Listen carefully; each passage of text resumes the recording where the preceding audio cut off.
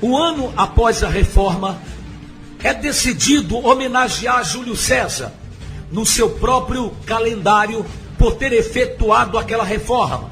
Então, alterar o nome do agora 7º mês, que era chamado de Quintilius, passou então a ser conhecido como Július. Na nossa língua, Júlio, para que Júlio César nunca mais fosse esquecido. A razão da qual desse mês incidir aparentemente sobre sua data de nascimento. César terá nascido nesse mês. Durante os reinados seguintes, o último dia de cada mês foi sendo arrastado para os meses vizinhos, consoante as opiniões em voga. Augusto César, sucessor de Júlio César, introduziu a última alteração oficial, que se manteve até os dias atuais.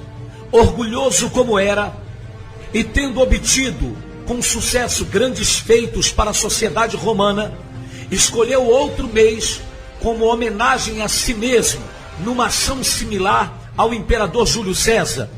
O mês indicado foi o sucessor de Júlio, Sextilius, que alterou para Augustus, na nossa língua, agosto. Mas este mês só tinha 30 dias, sendo da opinião que ele próprio não era inferior a Júlio César, ou seja, o tal imperador Augusto César, orgulhoso do jeito que era, achando que era superior a Júlio César, não queria que o mês que era homenageado para ele fosse inferior ao mês de Júlio César, que era o mês de julho. Retirou então um dia ao tradicional mês de fevereiro, colocando-o no mês de agosto, ficando este, então, com o dia 31. O mês de fevereiro estabilizou-se finalmente com apenas 28 dias em anos regulares e 29 dias em anos bissextos.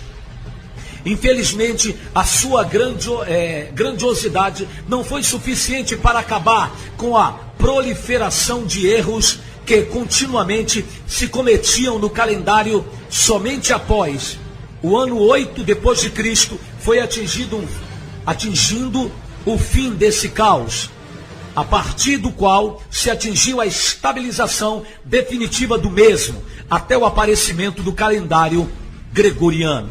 Janeiro, vamos entender sobre o mês de janeiro. Primeiro mês do ano. Janeiro fez parte do calendário romano, depois do calendário juliano e finalmente do calendário gregoriano. Tem 31 dias e se dá em pleno inverno do hemisfério norte e verão do hemisfério sul. O nome provém do latim Januarius e era uma homenagem ao deus Jano, que no latim pronuncia-se Janus.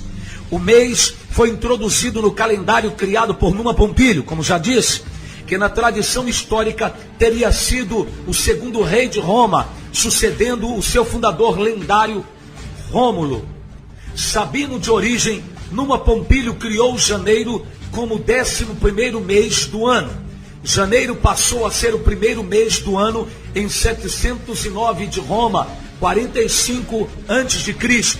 Júlio César determinou que o ano deveria começar a partir da primeira lua nova, seguida do solstício de inverno. Lembra-se do estudo sobre o solstício de inverno, que era a festa que comemorava o nascimento do Deus Sol Invencível, que a Igreja Católica associou com a festividade da Saturnália, adoração ao Deus Saturno, e transformou essas duas festas em uma única festa, que é a festa do Natal.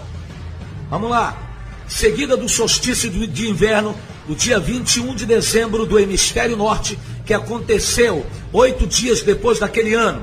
Posteriormente, foi estabelecido que o mês de janeiro começaria 11 dias após o solstício de inverno, permanecendo a regra até os dias atuais. Então vocês vejam, meus amados,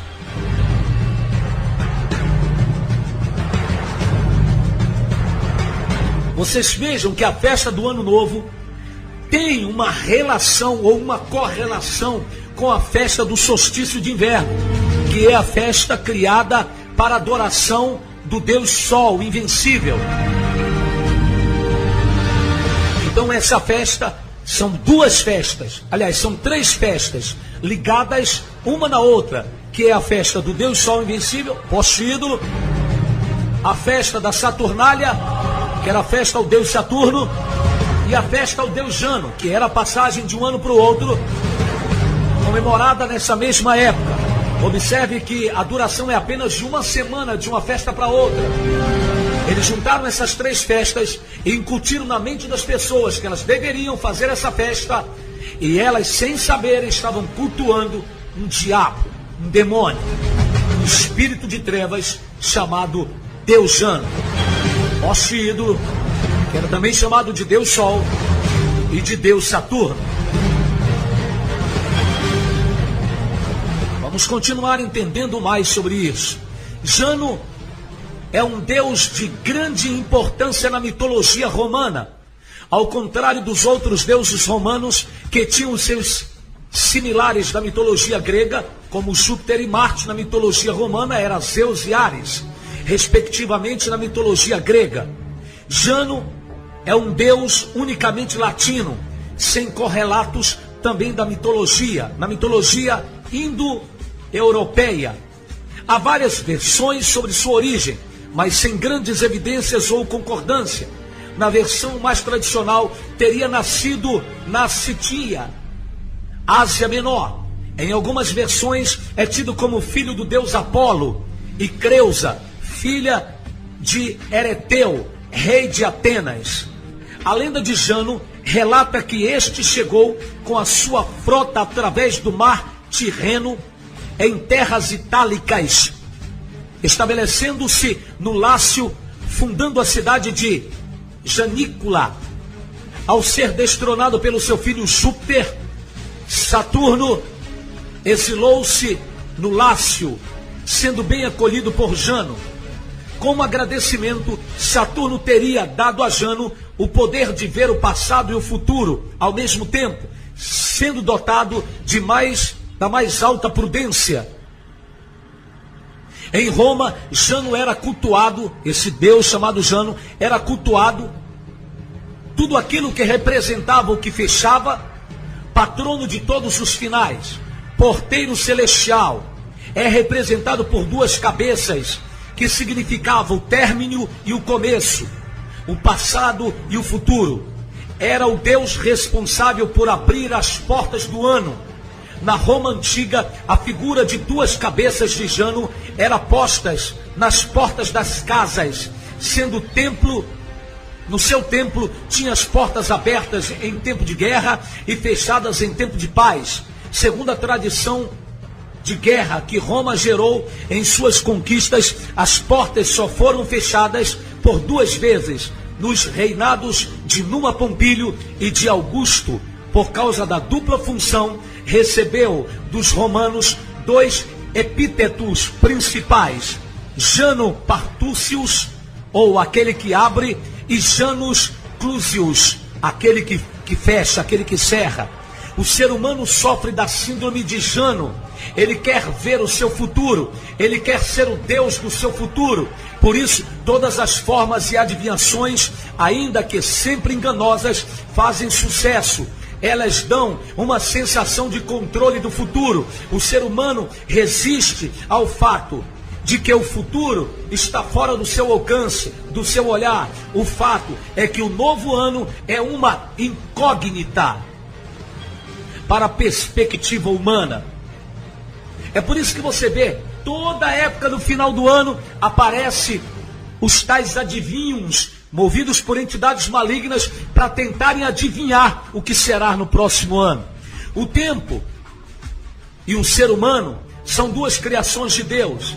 A existência humana acontece no tempo, e ele mesmo revela finitude humana. A verdade do tempo aponta para as necessidades de Deus da existência humana. O ser humano foi criado para viver para e com Deus, ou seja, em dependência absoluta. O desejo de controlar o futuro revela desencontro humano da sua realidade com Deus. Planejar é a necessidade humana, porém, confundir planejamento com controle do futuro, equívoco grave. O povo, no ano novo, chega a uma categoria desconhecida que deve ser recebido em total dependência de Deus. Somente assim o ser humano encontra o descanso diante da ansiedade em relação ao futuro. A única certeza de um ser humano, meus amigos, é que Deus tem o controle do seu futuro. Você não precisa se preocupar com ele. Qualquer outra certeza é ilusória, produzida por uma tola arrogância. Somente a humilde dependência de Deus dá sentido à existência dentro da dimensão do tempo. Essa dependência liberta da insensatez, da arrogância e do absurdo da incerteza do futuro. E liberta da alegre tolice do pensamento positivo. Como muitos dizem, pense afirmativamente e tudo vai dar certo.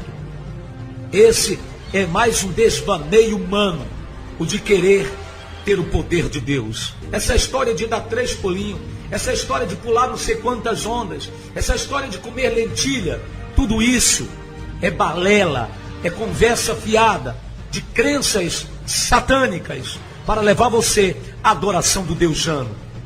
O ser humano quer ser um Deus igual a Jano. Por essas razões e por tantas outras é que Cristo veio e passou pela cruz. Toda essa arrogância rebelde e afronta dora diante da sabedoria de Deus, ou seja, o pecado. Cristo tomou sobre si todos os nossos pecados. E em Cristo, nele não há nenhum pecado.